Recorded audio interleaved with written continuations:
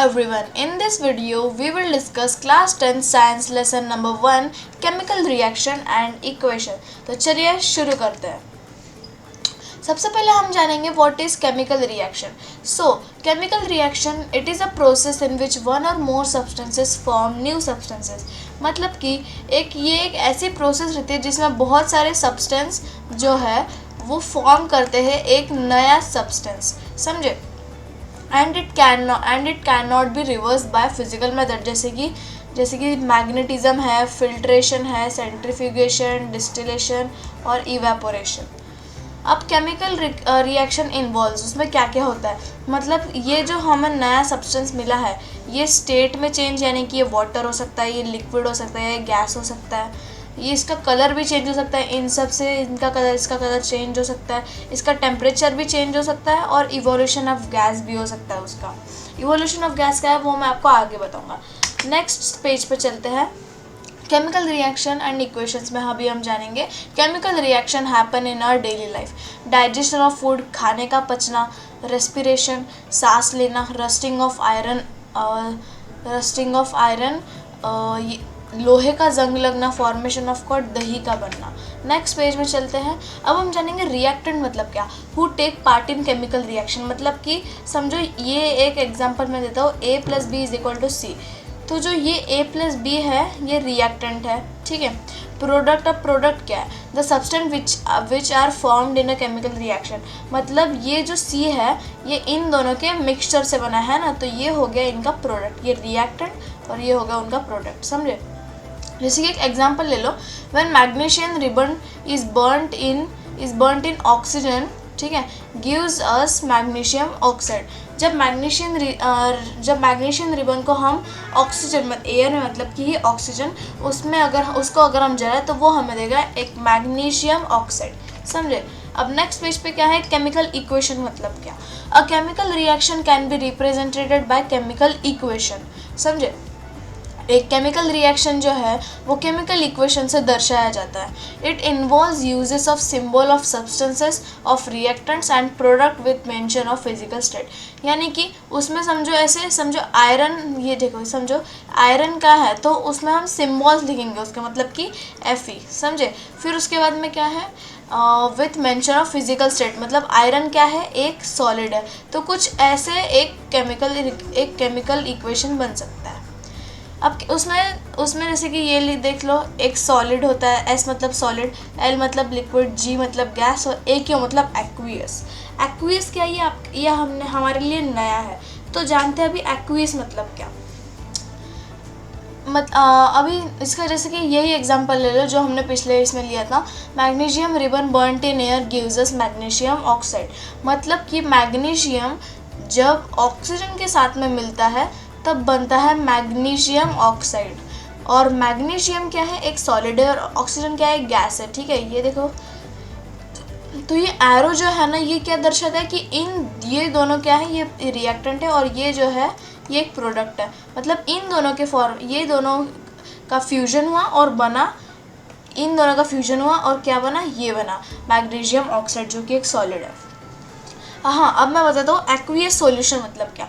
It is a solution in which solvent is water. अगर मैं आपको बताऊँ, समझो ये एक ग्लास है, ठीक है, इसमें समझो पानी है, ठीक है, तो पानी क्या हुआ, पानी हुआ सोल्यूब, ठीक है, और इसके अंदर हम कुछ पार्टिकल मतलब कुछ भी ऐसे डाल रहे तो उनको कहते हैं सॉल्वेंट। तो एक्वियस सॉल्यूशन में क्या है, इसमें कोई चीज़ रहती है दूसरी, और ये जो है ये सोल्यूब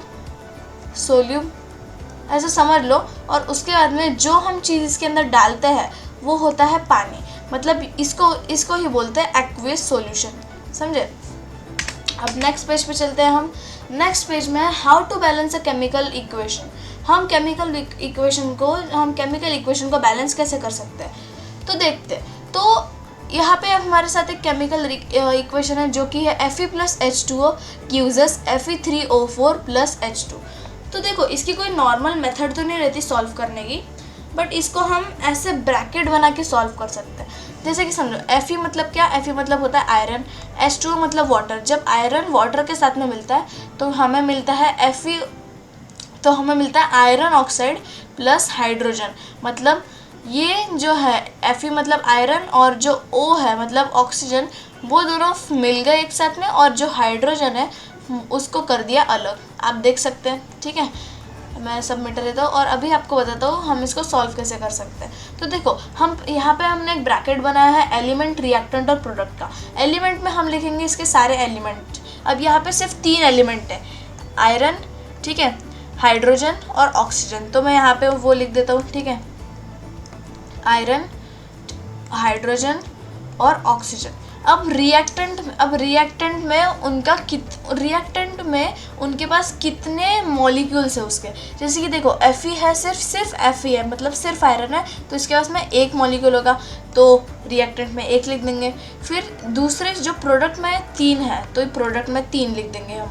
वैसे ही सेम टू सेम क्यों, H2 में हाइड्रोजन में 2 मॉलिक्यूल है और फिर से हाइड्रोजन में 2 मॉलिक्यूल है, और O में इस बार 1 मॉलिक्यूल है और इसमें 4 मॉलिक्यूल है। अब हमको क्या करना है, इसे अच्छे से ना ये करना है, ये 4 थोड़ा इधर हो गया, हाँ, तो हमें इसे ना एक बैलेंस करना है। तो हम उसके लिए क्या करेंगे, देखो अब मुझे बताओ, हमको अगर 1 को 3 में कन्वर्ट कर रहा हो तो हमें उसे कौन से नंबर से मल्टीप्लाई करना पड़ेगा, 3, है ना। तो मतलब अगर हम यहाँ पे लिखें, हम ब्रैकेट में लिखेंगे Fe3, तो ये बन जाएगा Fe3, समझे।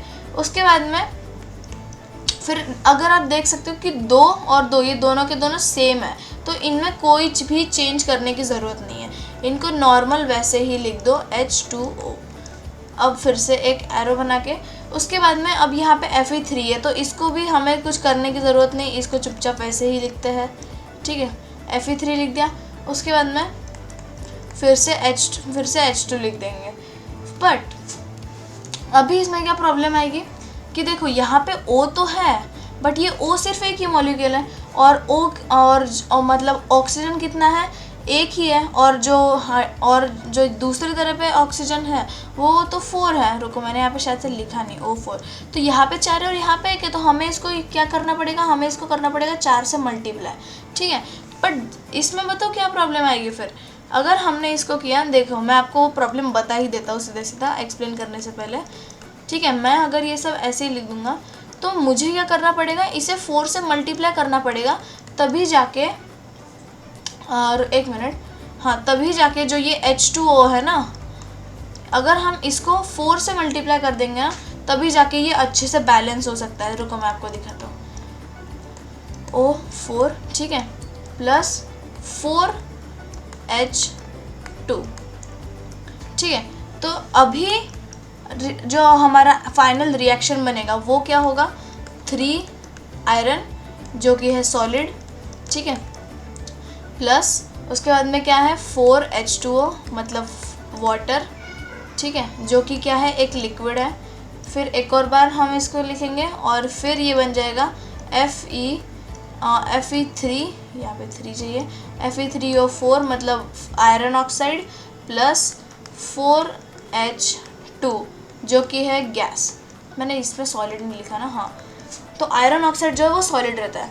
तो ये हो गया अभी हमारा केमिकल इक्वेशन एकदम बराबर, जैसे कि देख सकते हैं आप, देखो 4H2 3F3 मतलब Fe3, इसमें भी Fe3, देखा ऐसे होता है केमिकल इक्वेशन बैलेंस। आपके दिमाग में अभी एक क्वेश्चन उठ रहा होगा कि हमको केमिकल इक्वेशन को बैलेंस करने की ज़रूरत क्या है, why do we need to balance a chemical equation. देखो पहला लॉ क्या कहता है, law of conservation of mass, वो ये कहता है matter can neither be created nor destroyed in a chemical reaction.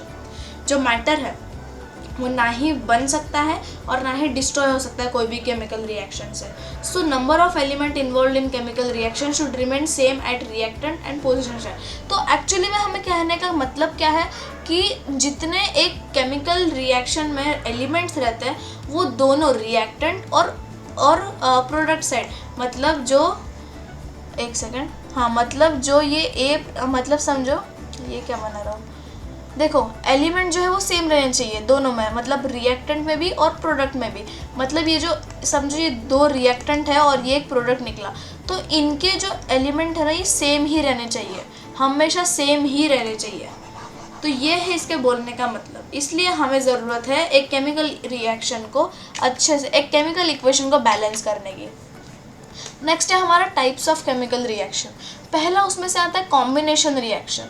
अब इसका मतलब क्या, द रिएक्शन इन विच 2 और more reactant combine to form a single product. मतलब कि एक ऐसा रिएक्शन जिसमें दो जो है रिएक्टेंट, 2 या 2 से ज़्यादा रिएक्टेंट रहते हैं और एक ही रिएक्टेंट फॉर्म करते हैं।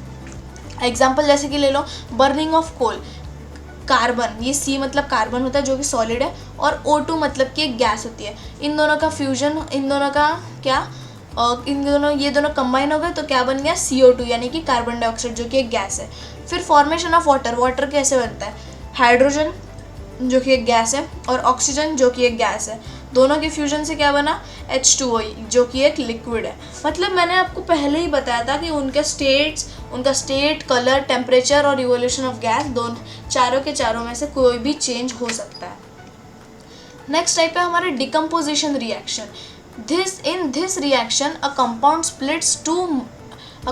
splits into 2 or more substance is called decomposition reaction। जैसे कि यहाँ पे देखो एक कंपाउंड है, वो 2 कंपाउंड में बढ़ गया, ये होता है डिकम्पोजिशन रिएक्शन।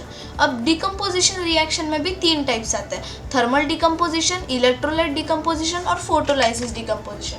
तो इसका फर्स्ट टाइप आता है थर्मल डिकम्पोजिशन। अब थर्मल डिकम्पोजिशन मतलब क्या, when decomposition is carried out by heating. इसका एक छोटा सा एग्जांपल ले लो, ठीक है, जैसे कि कार्बन बोल रहा हूँ, कैल्शियम कार्बोनेट। तो कैल्शियम कार्बोनेट एक सॉलिड है, अगर हम उसको हीट के ज़रिए पास करें तो वो बन जाएगा कैल्शियम ऑक्साइड प्लस CO2 यानी कार्बन डाइऑक्साइड। जो कैल्शियम ऑक्साइड जो है वो एक सॉलिड है और जो CO2 है वो एक गैस है। इलेक्ट्रोलाइट डिकम्पोजिशन, ये इलेक्ट्रोलाइट मतलब ये इलेक्ट्रो से ही समझ में आता है कि जब जो डिकम्पोजिशन है वो इलेक्ट्रिसिटी से पास होता है। जैसे कि H2O यानी वाटर, अगर हम वाटर को इलेक्ट्रिक करंट से पास करें तो दो मॉलिक्यूल में बढ़ जाएगा, एक हाइड्रोजन और एक ऑक्सीजन। और ये है फोटोलाइसिस डिकम्पोजिशन की। तो फोटोलाइसिस डिकम्पोजिशन मतलब क्या, when decomposition is carried out in presence of sunlight. इसका एग्जांपल ले लो, जैसे कि सिल्वर क्लोराइड। तो जो सिल्वर क्लोराइड है ये एक सॉलिड है, अगर हम इसको सनलाइट से पास करें तो सिल्वर अलग हो जाएगा और क्लोराइड अलग हो जाएगा। Above reaction is used in black and white photography. जो ये ऊपर का जो ये रिएक्शन है ये ब्लैक एंड वाइट फोटोग्राफी में यूज होता है। फिर है displacement reaction, the reaction in which more reactive element displace less reactive element from its solution. जैसे कि आयरन प्लस कॉपर सल्फेट जो कि एक एक्वियस सॉल्यूशन है, एक्वियस, तो ये आगे चल के क्या बनेगा, आयरन सल्फेट जो कि एक्वियस सॉल्यूशन है प्लस कॉपर।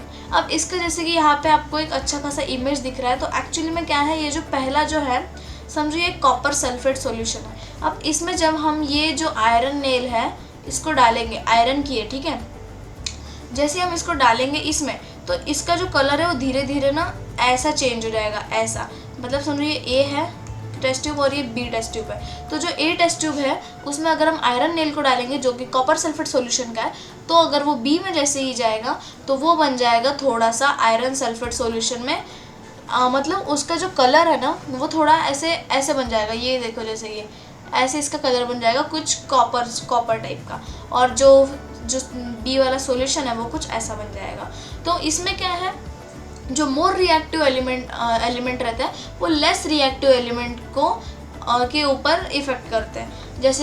जैसे कि आयरन जो है वो लेस रिएक्टिव था और जो कॉपर था वो मोर रिएक्टिव था। तो कॉपर ने क्या किया, जो आयरन था जो कि लेस रिएक्टिव था उसके ऊपर रिएक्शन करके उसको चेंज कर दिया, समझे। अब नेक्स्ट है अपना डबल डिस्प्लेसमेंट। अब डबल डिस्प्लेसमेंट में क्या होता है, a reaction in which new compounds are found by natural exchange of ions between 2 compounds. इसका एग्जांपल देख लो, जैसे कि NaCO4 जैसे मतलब sodium sulphate plus barium chloride is equal to barium sulphate sodium chloride. क्या हुआ, इसमें डबल डिस्प्लेसमेंट हुआ। देखो जो सोडियम है वो क्लोराइड के साथ में मिल गया और जो बैरियम है वो सल्फेट के साथ में मिल गया, इसलिए बन गया बैरियम सल्फाइड और सोडियम क्लोराइड। ये होता है डबल डिस्प्लेसमेंट। अब हमारी बुक में ना एक वर्ड है प्रेसिपिटेट। इसका मतलब क्या है? It is a insoluble solid that emerges from a liquid solution. ये एक इनसोल्यूबल सॉलिड होता है जो कि लिक्विड में इमर्ज नहीं होता, ठीक है। फिर है हमारा नेक्स्ट टॉपिक जो कि है ऑक्सीडेशन और reduction.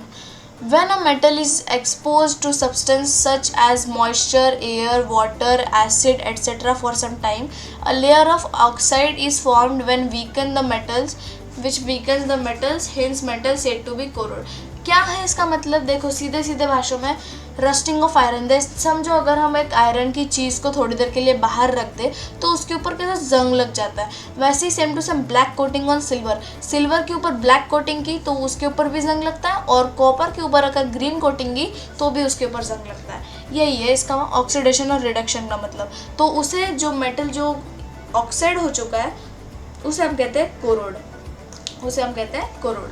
Rancidity. The oxidation of fat and oil when exposed to air is known as rancidity.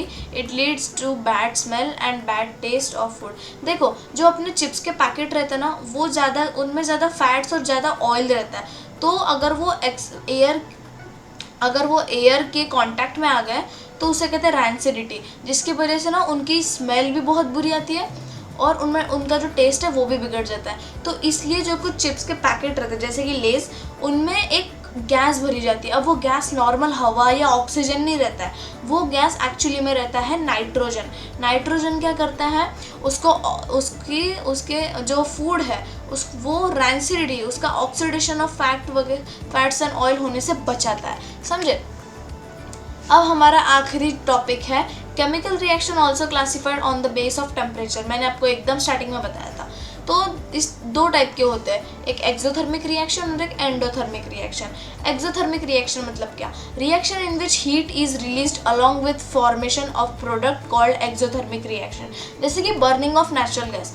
तो जो CH4 है वो अगर हम ऑक्सीजन के साथ में मिला दें तो क्या बन जाएगा? कार्बन डाइऑक्साइड और H2O बन जाएगा, और प्लस उसके साथ में हीट भी निकलेगी। और एंडोथर्मिक मतलब क्या? The reaction which require energy in the form of heat, light and electricity called endothermic reaction. तो ये था हमारा आज का video. Hit like and subscribe if you like this video. This is all from this chapter. I hope your all points would be cleared. We will meet soon guys and bye bye. Thank you for watching this video. अगर आपको हमारा video आज का पसंद आया तो please इसे like करना, मेरे चैनल को सब्सक्राइब किए बगैर बिल्कुल नहीं जाना, एंड अपने दोस्तों के साथ इसे शेयर भी करना। तो चलिए मैं मिलता हूँ आपको एक और अमेजिंग वीडियो के साथ। तब तक के लिए stay awesome and stay healthy and bye bye.